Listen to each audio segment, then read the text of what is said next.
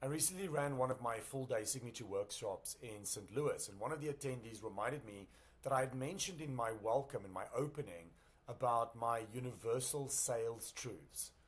Now, I have many of these that I've kind of discovered and that I've really come to believe over the last 2.5 decades, but I wanted to share with you just a few of my favorites. The first one that I always start with is that you have to stop selling. Nobody likes to be sold to. I mean, think about it. Do you enjoy somebody selling to you? 99% of the time, the answer is no. So, why would we assume that our prospects, our customers, and our clients want to be sold to?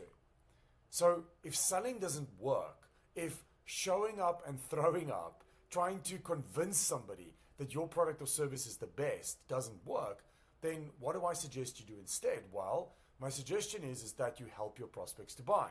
That's an easy thing to say, of course, and there's a much longer kind of complex answer as to what that means. But if I have to really simply summarize it, then what I mean by that is when you help your prospects to buy, first and foremost, you demonstrate really early in the sales process that you care more about the customer than you do the transaction. That often means that you say no to short term gains. Maybe you say no to taking the customer's money on that initial transaction and you send them to someone else. Maybe you refer them to someone who can provide that service better, faster, quicker than you can.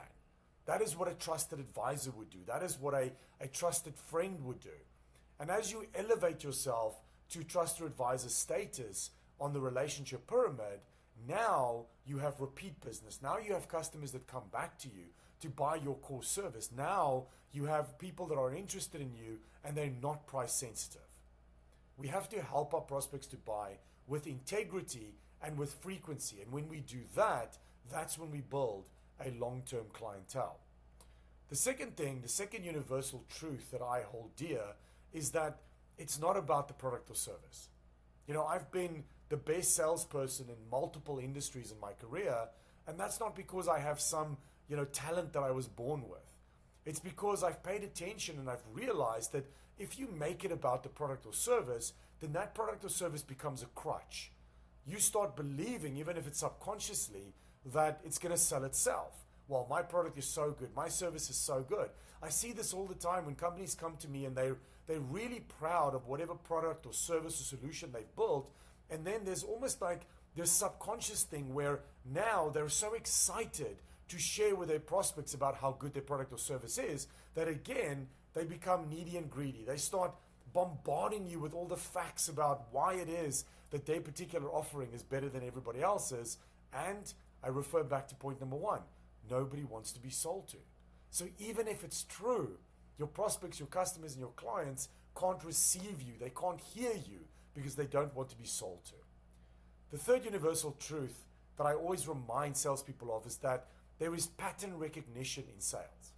That means there are certain activities, certain behaviors, and certain habits that if you do them with consistency, you do them with frequency, you do them with integrity, you are going to outperform everybody else in your product or service category.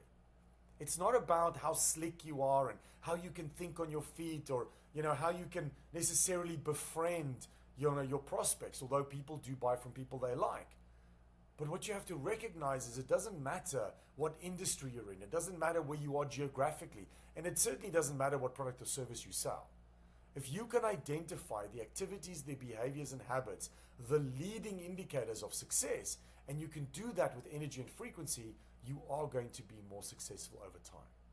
And maybe the final one that I would share that I really love is if you really understand the critical path to being an elite salesperson, then you're going to quickly realize that you're going to win more deals at the discovery phase than you will at the pitch stage. I'm going to say that one more time. You're going to win more deals at the discovery phase than you do the pitch phase. Because if you really want to differentiate yourself early in the sales process, if you want to be memorable, if you want to stand out, if you want to build rapport and relationship, if you want to start elevating yourself to that trusted advisor status, it'll be the quality of the questions you ask that will differentiate you more than anything. I mean, think about it. When you go out into the world and you tell prospects, well, I'm great value, we have a market-related price, we're all about quality, we're all about online delivery, we have national coverage, our people make us different. All this stuff that we say, when we talk about value propositions, well, if you really think about it, your competitors are saying exactly the same thing, even if it's not true. So to that prospect, this value proposition that you've come up with is not as meaningful as you might think. But if you can ask genuinely great questions, if you can make that prospect think in a way that nobody else has, if you can help them understand why this is a must-have versus a nice-to-have, then by the end of the discovery call, they are going to be emotionally already convinced that they want to work with you, and then your job is just not to mess it up. Don't get in your own way. Keep running that sales process. Keep leaning into those activities, behaviors, and habits that you've identified as best practice, and then you will enjoy market-leading conversion rates. So there's at least 4 of my favorite universal truths, and I call them universal truths because they really are the truth, and it almost doesn't matter what industry you're in. You know, Emerse now is lucky enough to have clients on 4 different continents, 65 different industries, and those 4 things are true for all of our customers. I hope that helps. I hope that's insightful or useful, and that it helps you in your sales career. Happy hunting, everybody.